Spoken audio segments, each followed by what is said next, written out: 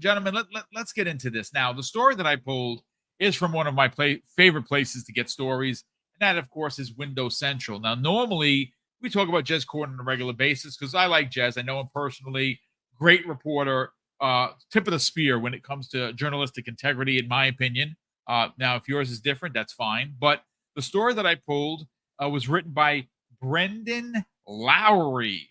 It says Diablo 4 has made $1 billion and counting for Blizzard, and a huge chunk of that comes from devilish microtransactions. Now, he's not being facetious. Well, he is being facetious. He's not being pointed like, oh, the microtransactions are a problem. It's simply, well, Diablo is the devil, right? So there you go. But interestingly enough, let me read you the section, one of my favorite sections of their articles, because it really does kind of give us a nice synopsis, if you will, of what's happening and what they're talking about.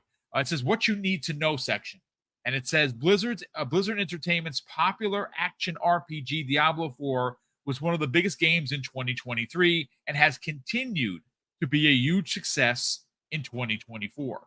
Now, new details from a developer's LinkedIn profile have revealed that the game has made over $1 billion in total revenue since its launch last year, with 150 million of that coming from in-game microtransaction purchases. Diablo 4's microtransactions have a reputation for being egregiously overpriced, and many players have scathingly criticized them for that for many months. And again, I haven't bought any. I know that some of them are over $20 or $20. That's, to me, is ridiculous, but whatever. I mean, I guess there's a financial audience for every game. It finally closes out by saying, however, Diablo 4 has also gotten significant improvements and additions over time, with the upcoming Vessel of Hatred expansion looking to be a huge boost to the game. Jamie, look, I think it's safe to say that the investment in ABK was worth it. This is another billion-dollar franchise that Xbox can add to the list of, well, franchises that can not only continue to make money well after they're released, but it's in the billion-dollar club. Not very easy to do, but somehow Microsoft has at least a half a dozen of them, potentially more. Let's talk about it. Again, this is big news. I'm not a Diablo player yet. I'm going to get into it. I'm waiting for some different changes. Maybe I've heard that they're going to make it more like 3. If they do change that way, then Mrs. Boom and I are definitely going to get down with that. But what's been your experience with it? Are you surprised by $1 billion since the release of last year? Yeah, so I'm a very casual Diablo player, but I love the gameplay. And I think, the news doesn't actually come surprising to me because it's so much fun. I think when it comes to this type of game that, whether you're on PC or console, it just plays really well. It's easy to understand. And I think when it comes to Diablo 3 had that really addictive gameplay loop. But with this, you have the open world and there's so many different dungeons you can explore. And there's a challenge to a lot of them. And I think that's the broad appeal to the game. Also, the exploration element and just the amount of different side quests you find in the open world with all these interesting characters. It really feels like a lived-in world. So when they put it on Game Pass, there's probably a couple of million people like me that played that for the first time and thought, wow, that's their first Diablo game because it's just so much fun. I think in the past when a lot of games like this have came to console, a PC-centric game, the UI has been a mess. It's been hard to get into. Maybe it hasn't fit the controller that well. But with this, it's borderline perfect in my opinion. And with the updates that's coming, that's going to completely revamp some of the gameplay elements. Apparently, it's going to make the game even better, even borrow some stuff from 3. Yes. And look, it has microtransactions, but they are cosmetics, right? So it's stuff you don't really need at the end of the day. But if you want a really cool armor piece with horns and whatnot, hey, maybe if you want to spend an extra £15, that's on you. But the big thing about this game is that, yeah, massive amount of content there. But this huge expansion that's coming this year, Vessel of Hatred next month, like this is basically going to be the size of a whole new game with a whole new class that plays completely differently. So, like with this game being as big as it is, they're going to be able to make expansions for it for years to come. And consider how much they've supported other games in the past. Like look at World of Warcraft. World of Warcraft's 20 years old. Crazy if you think about it. And it just got a new expansion. When did that release? August 26th of 2024. Yeah, and it's still going strong and there's no slowing down. So like with Diablo 4, as big as it is and as big as that expansion is coming with the new region and stuff, like potentially they could keep this going on for years and years and years. Yeah. So like the potential is endless. And if people are new to the franchise or new to the game, it's easy to hop into. Like I am not a hardcore Diablo player, but I love just the simplicity of it. And like people will bring up, Path of Exile. Being a similar game that's more hardcore, it's like that's going to be more hardcore experience, and I think the first game's free to play, but like Diablo 4 itself, it's a great game. It really is. And just like, Game Pass has been the number one way to play it. And it was Yep. already a big game anyway, selling in the millions. So it's like this game has the potential to go on for like 5-10 years potentially, depending on what they do with it. So like for me personally, I can't wait to get in the expansion. I still have a long way to go with the main story because this game, like Diablo 4 is bloody massive. Like I still haven't got a horse in that game. I'm still doing side quests.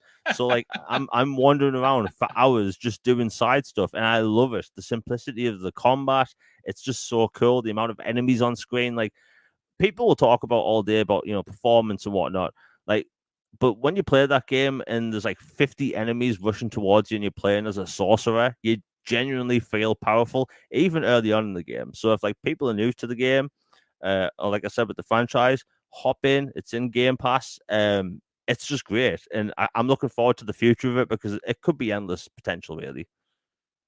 Yeah, I mean, listen, it's a big deal, and Umbra, look, I want to bring you in on this $1 billion conversation, but just kind of obviously we're going to talk about Vessel of Hatred that actually releases October 8th, so it's 8 days after Shattered Space, which is bonkers.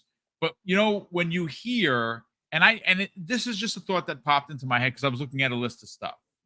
When you consider what Sony has done in 2024, it's been minuscule at best, right? Their best game is Astrobot, hands down, no questions asked. After that, there's just not a lot happening. But when you talk about Xbox and you hear the very loud anti-Xbox community, both on the social part of it as well as the gaming media, just look at some of the things that they've already done and are happening in the next few months. Diablo Vessel of Hatred, you heard Jamie just say it's a massive addition to a DLC. Massive, right? Shattered Space is going to be big. World of Warcraft had their massive DLC happen in August August 26th of 2024. Call of Duty coming out in October. Indiana Jones, December. You've Hellblade to open up the 24 campaign and everything that's been there for first party that's RTS related. There's been a lot to get excited about with Xbox. How it's negative, I literally have no idea, but I guess that's just the way the ball bounces. But let's talk about a billion-dollar franchise that is owned, that's considered Xbox first party. Pretty incredible. Yeah, absolutely incredible. What I was really surprised by was that it only brought in 150 million in microtransactions. And I know that And you sounds say insane to only. say. Yeah, it sounds It's insane to crazy. say, right? Only that's it. But like, am I alone in that? Like, I thought it was going to bring in so much more as far as MTX. But so I was a little surprised by that number. I mean, it is still astronomical. Don't get me wrong, but I just thought it was going to be so much more. That's But only in a year, though. You know that's what I'm true. saying? Because Yeah. Diablo 4 released. When did it release? Oh, I just had it here. Well, when did it? It was I think it released a June. year and a half June. ago now, something like that. Yeah, I'll tell you right now. June 5th of 23. It released Yeah. last year. Okay. So it was last year. Wow. Time does fly. I guess I underestimated that. Yeah, that within a year, that's pretty good. I don't know how long it'll go where it's going to continue bringing in the money, but everything that I'm hearing about it, and like you mentioned with Jez, you also have shout out to both him and Jen. I'm not sure if you guys see her on Twitter, but Jen is a great person to talk with her sometimes here and there in parties. She's really dope, and she's a big fan of Diablo. Yeah. She's always Didn't she playing write it. up the whole backstory of She did. yeah, okay. Yeah, she did. She's a mega fan. As much as Jazz is a WoW fan, she's Diablo. So they're both blizzarded up over there. But yeah, from everything I'm hearing about it, it sounds like, because I know there were a lot of complaints in general about Diablo from some of the fans. We're like, oh, they didn't like this, we didn't like that. But I think that's kind of the fan base, no matter what game is going to be, especially an ongoing kind of game like this. But yeah, they introduced a lot of new stuff from different storylines, the vampire hunters, et cetera, different gameplay enhancements, stuff like that, and rewards.